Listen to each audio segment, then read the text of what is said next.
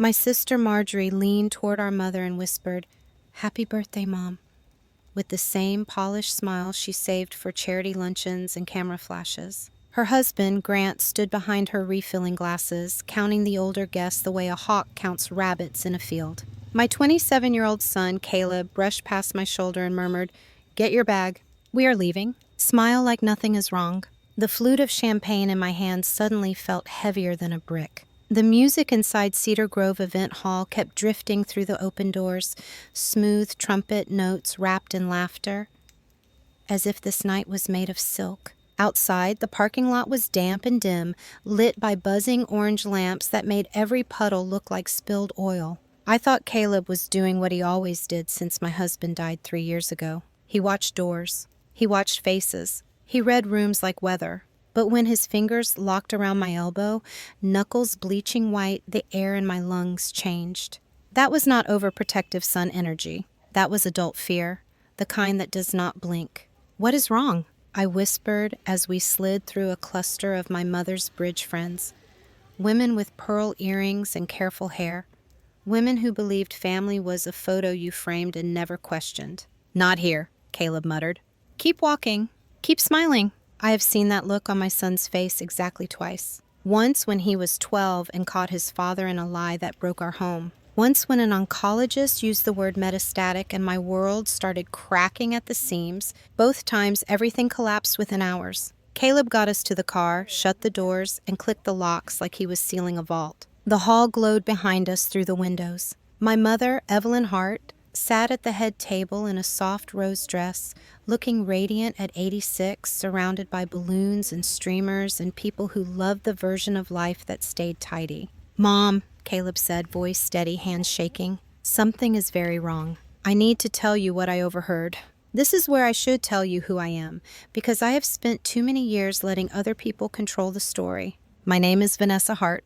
I am 49 years old. I am the daughter who keeps schedules, pays bills on time, and swallows my opinions so holidays do not turn into wars. Since my husband's funeral, I have been the quiet one, the dependable one, the one who keeps the peace even when the peace costs me something." Caleb pulled out his phone. His thumb hovered over a recording. "I took this 20 minutes ago," he said.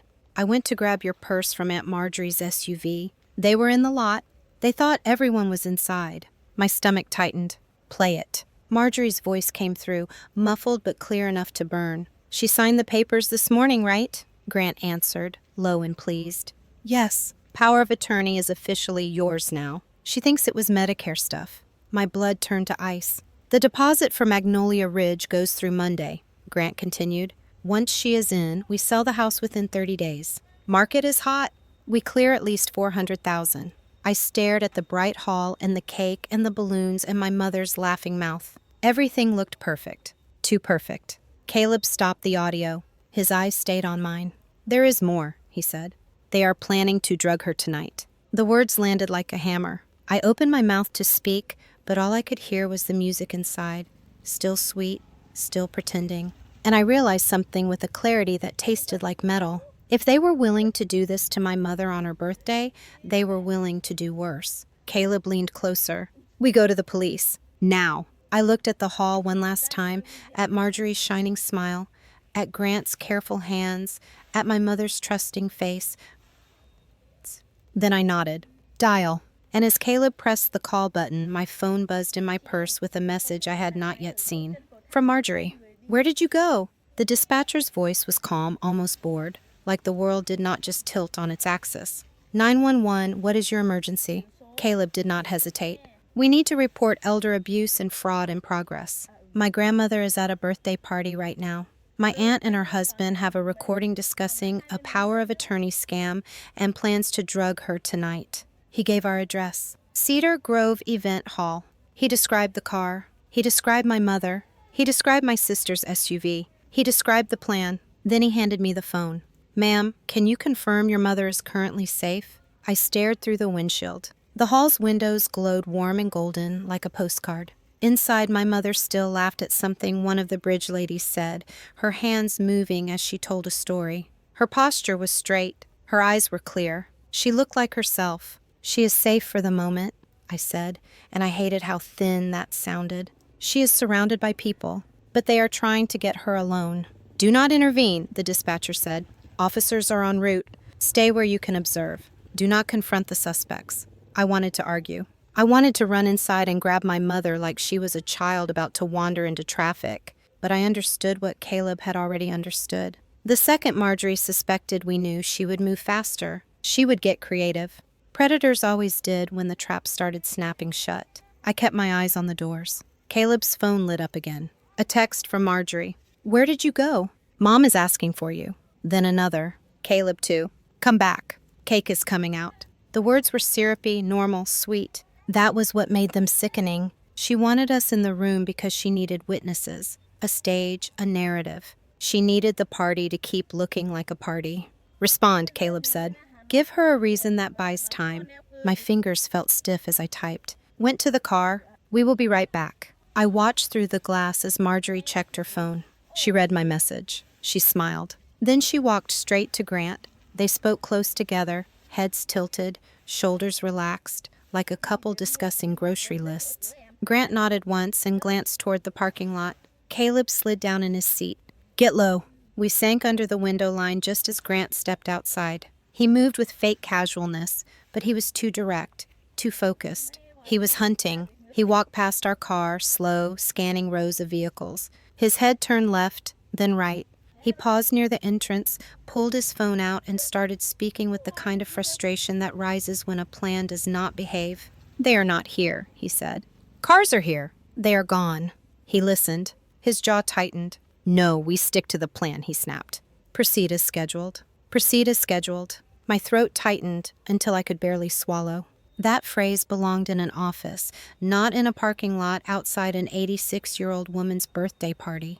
It was the sound of people treating my mother like a file folder. Grant turned back toward the entrance. Caleb sat up slowly. His voice dropped to a whisper, but it had steel in it.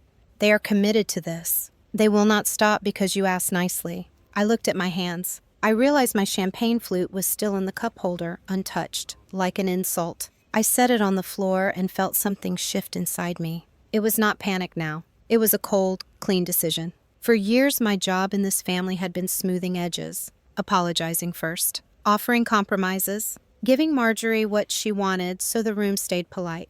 That version of me was gone. My phone buzzed again. Marjorie, where are you, Vanessa? Do not make this weird. I almost laughed. She did not know what weird was yet. Red and blue lights flashed in the rearview mirror. 3 police vehicles rolled into the lot without sirens, sliding into the shadows like they belonged there. A man in uniform stepped out, scanned the crowd near the doors, and walked straight toward us with purpose. Caleb cracked the window. Are you the callers? The officer asked. Caleb nodded. Yes, I am Caleb Miller. This is my mother, Vanessa Hart. The officer introduced himself as Officer Langford. His eyes were sharp, tired, trained. He listened to the recording with his head slightly angled, like he was catching every syllable. When the words drug her tonight came through, his mouth flattened. You did the right thing by leaving, he said. Do you know what substance they intended to use? No, Caleb answered. But they said Grant has something in his jacket. Officer Langford nodded once. Here's what we do, he said. 2 plainclothes officers will enter and observe. We do not want them spooked. You 2 will go back inside. You will act normal. You will not confront anyone. You will stay close to your mother. If anyone attempts to give her food or drink, you will not stop them physically. You will signal us. My heart pounded. My instinct screamed to grab my mother and run, but I forced myself to breathe through it. How do I signal you? I asked. He pointed, subtle, toward the hall. One of our officers will be near the coat rack. Gray blazer, short hair. If you need immediate intervention, walk toward the coat rack and say you are looking for your car keys. Say it loud enough. Caleb nodded like he was storing it in a vault. Officer Langford's gaze held mine. Ma'am, I need you to understand. People who do this are not thinking like family. They are thinking like criminals. Do not give them a private confrontation. I did not tell him I already knew. I had just watched my sister turn her family into a business plan. Understood, I said. He gestured toward the doors. Go. Caleb and I walked back across the lot like we were heading toward something ordinary. Every step felt like stepping onto thin ice. The hall's warmth hit my face as the automatic doors opened. Laughter and music wrapped around us again. the big band brass trying to convince me the world was safe. Marjorie spotted us immediately. She glided toward us with her bright hostess smile, but her eyes were cutting.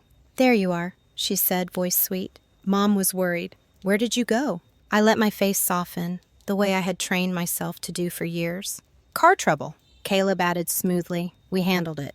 Marjorie's smile stayed, but her gaze flicked to Caleb's hands, then to my purse, then toward the entrance, like she was checking for tails. Her eyes lingered on the coat rack area for half a second. Then she laughed lightly. "Well, you missed Mom's little speech. She thanked everyone, especially you." The words tasted like poison. I looked past her to the head table. My mother was mid-laugh, mouth open, eyes bright. She was tapping her fingers to the music, completely present. I moved toward her with a smile that felt like a mask glued to my skin. Caleb stayed half a step behind me, close enough that I could feel his steady heat. I sat beside my mother and took her hand under the table. Her skin was warm, alive, real. "There you are," she said happily. "I was just telling Dorothy about the year your father tried to grill burgers in the rain." "Sounds like him," I said, and my voice did not break. Marjorie hovered behind my chair like a shadow. "Mom," she said brightly, "Paul and I were thinking we could drive you home after this. Save Vanessa the trouble." There it was. The grab, the isolation, the door closing. I kept smiling. "Oh, that is sweet," I said. "But Caleb and I will take her. We want a little time together." Marjorie's expression flickered. Just a hairline crack. Then she smoothed it. "Well," she said, "we do have some paperwork to go over tonight. Medicare stuff. Deadlines." I squeezed my mother's hand under the table. My mother blinked. "Paperwork?" Marjorie leaned in, voice gentle, rehearsed. "Just a few documents. Nothing to worry about. I am trying to make things easier for you, Mom." Easier. That was the word predators loved. They wrapped theft in kindness. They called cages care. I kept my eyes on Marjorie and smiled like we were still sisters. "Of course," I said. "We will figure it out." Then my mother turned to me, eyes clear as glass, and said, "Vanessa, why do you look like you are about to cry?" And behind Marjorie's shoulder, near the coat rack, I saw him. Gray blazer, short hair, not smiling, watching. The game had started. Marjorie did not retreat. She adjusted. That was the first lesson I learned watching her that night. When the door closed in one direction, she did not hesitate. She pivoted and tried another. She disappeared for less than 5 minutes and returned with a small gift bag, pastel paper, tissue folded just right. The kind of bag that announced thoughtfulness, care, love. She placed it gently on the table in front of my mother. "Mom, I almost forgot," she said, voice warm. "I brought you something special. You mentioned last week you have been having trouble sleeping." My stomach dropped. My mother smiled, touched. "Oh, honey, you already did too much." "It is nothing," Marjorie said. "Just a little herbal tea. Chamomile, valerian, lavender. Natural. No chemicals. It really helps calm the mind." Natural. That word again. Safe words criminals used when they wanted you to stop asking questions. I felt Caleb shift beside me. He had noticed it too. I reached for the bag. "That is sweet. May I see?" Marjorie's hand shot out, light but fast, resting on the bag like an anchor. "They are individually wrapped. I did not want them to get crushed." Her smile stayed, but her eyes sharpened. A warning. My mother looked between us. "Girls?" I forced a laugh. "I just want to see the brand. I have been having trouble sleeping too." For a fraction of a second, Marjorie hesitated. That was all I needed to know. She released the bag. I opened it carefully. 3 small boxes of tea, seals intact, labels clean. Everything looked normal. That was what made it dangerous. Whatever Grant had planned did not need to be obvious. It only needed to work once. "These look lovely," I said, turning to Caleb. "Why do not you put these in the car for Grandma? We will make sure she gets them home safely." Caleb understood immediately. He stood, took the bag, and smiled at my mother. "I will be right back." "That is not necessary," Marjorie said quickly. Too quickly. Caleb was already moving. My mother laughed. "Such a good boy." Marjorie's smile began to crack at the edges. She exhaled and regrouped, turning her attention elsewhere. "Doctor, Harlan made it," she said lightly, following my gaze across the room. I saw him then. Tall, thin, crisp white coat that did not belong at a party. He stood near the bar, talking quietly with Grant, nodding like a man collecting data. "Dr. Harlan, the authority, the seal of approval. He has been so worried about Mom lately," Marjorie continued. "He thought it would be good to check in. Check in. I felt heat rise behind my eyes. At her birthday party? Sometimes environment matters, Marjorie said. He likes to observe patients in natural settings. Natural again. Doctor, Harlan approached our table with professional ease. Mrs. Hart, he said to my mother. Happy birthday. You look wonderful. My mother beamed. Thank you, doctor. I feel wonderful. That is excellent to hear, he said. I was hoping to ask you a few questions. Just a quick cognitive check. Nothing formal. I leaned forward. Is this an appointment? He paused. Not exactly. Then we can schedule one, I said calmly. During office hours, with consent forms. Dr. Harlan glanced at Marjorie. She nodded almost imperceptibly. It is really just a conversation, he said. Orientation, memory, basic awareness. My mother frowned slightly. Why would I need that tonight? Marjorie touched her arm. Mom, it is just to put our minds at ease. You know how doctors are. I watched my mother's face. I had known her my entire life. I knew when she was confused. I knew when she was tired. I knew when she was being patronized. She was none of those things right now.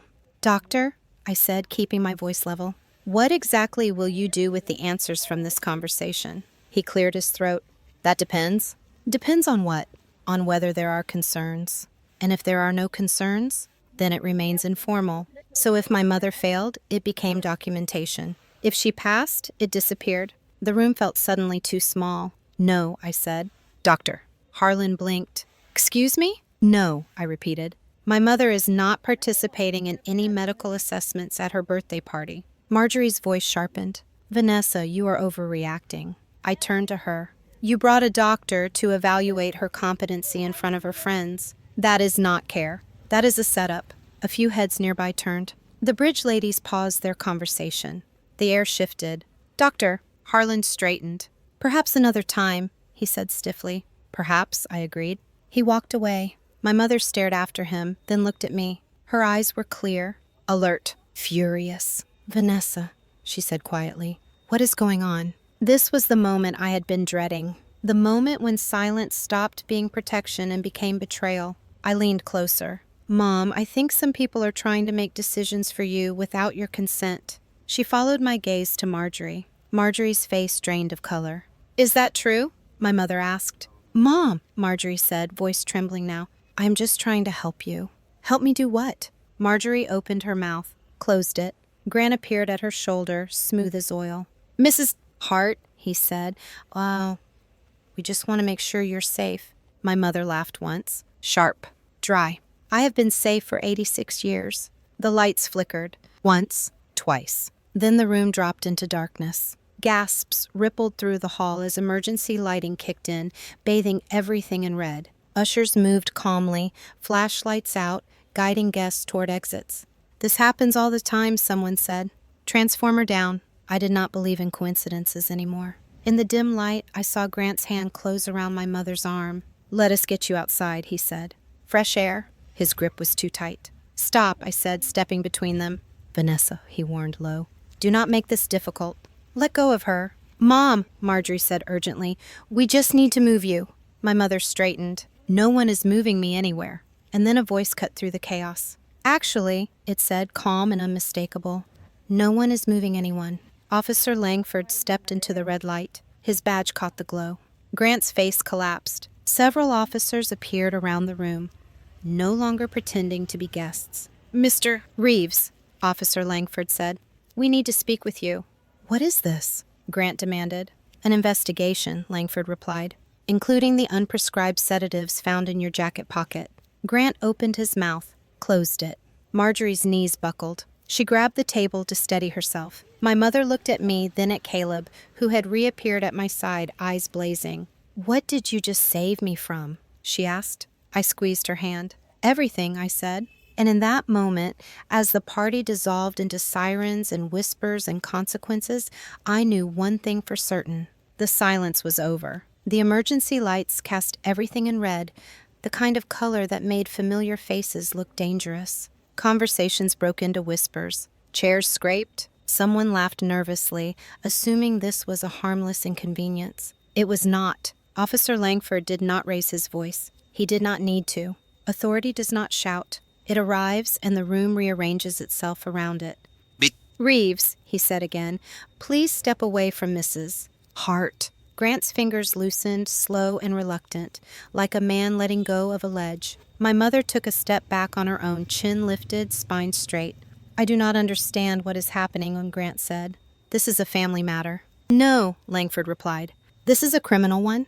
Two officers closed in, flanking Grant with quiet precision. One of them slipped on gloves and reached into the inside pocket of Grant's jacket. What are you doing? Grant snapped. The officer withdrew a small amber vial.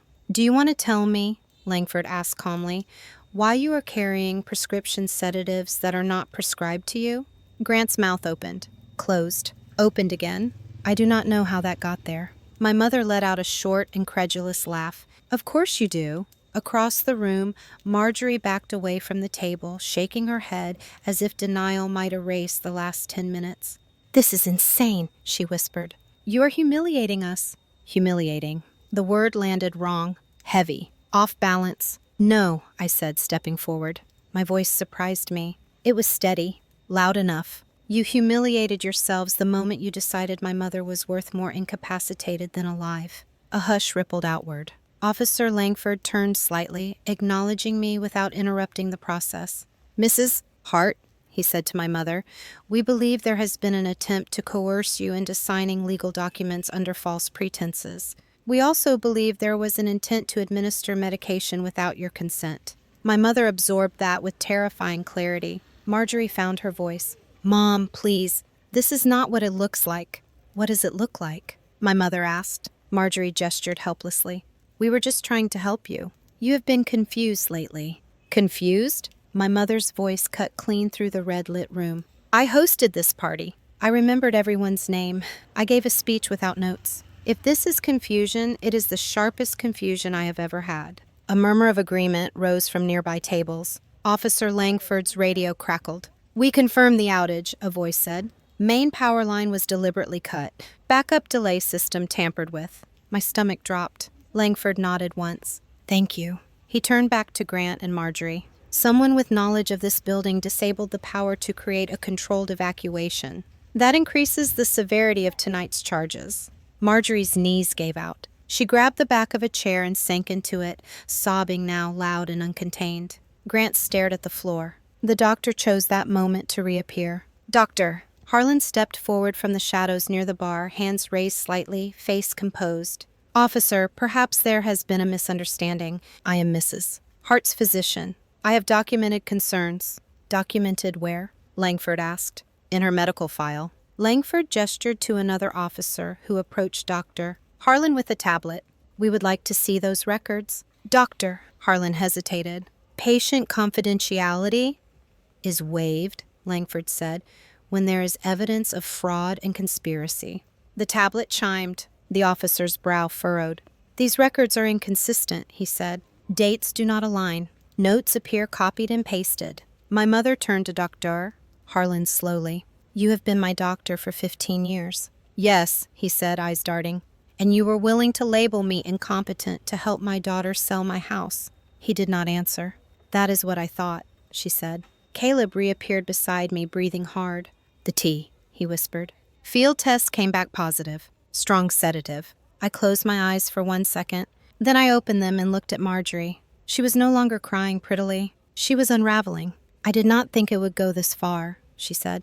We needed the money. The house was just sitting there. She did not need all that space. My mother stood. The room stilled. You decided, my mother said, that my life was an inconvenience. Marjorie looked up, mascara streaked. Mom, please. No, my mother said. Do not call me that. The officers moved in then, guided Marjorie and Grant away from the table. Hands behind backs, metal cuffs clicking shut, loud and final. Someone gasped. Someone whispered my sister's name like it was a prayer.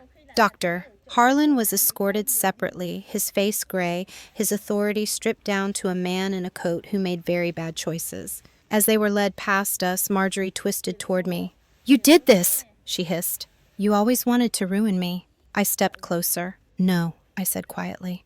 I wanted to protect my mother. You ruined yourself. Officer Langford approached my mother with a gentleness that felt earned. Mrs. Hart, we will need you to come with us to make a statement. My mother nodded. Of course. She turned to me, eyes bright, unafraid. "Vanessa," she said, "I am very glad you stopped being polite." I felt something break open in my chest. As the guests were ushered out, the party dissolved into a crime scene. Balloons sagged. Cake sat untouched. Music died mid-note. I watched my sister disappear through the doors in handcuffs. I did not cry. Outside, the night air was cool and clean, like a line drawn between before and after. Caleb stood beside me, shoulders squared. "You okay?" he asked. I nodded. I am done. Done being quiet. Done smoothing lies. Done protecting people who would sell my mother for $400,000 and a clean conscience. Behind us, the lights of Cedar Grove Event Hall flickered back on. It did not matter, because some things, once exposed, never go back into the dark. The police station smelled like burnt coffee and old paperwork, the kind of place where lies came to die slowly. My mother sat across from a metal table, her hands folded neatly, answering questions with the same clarity she had used her entire life. Dates, names, details. No hesitation, no confusion.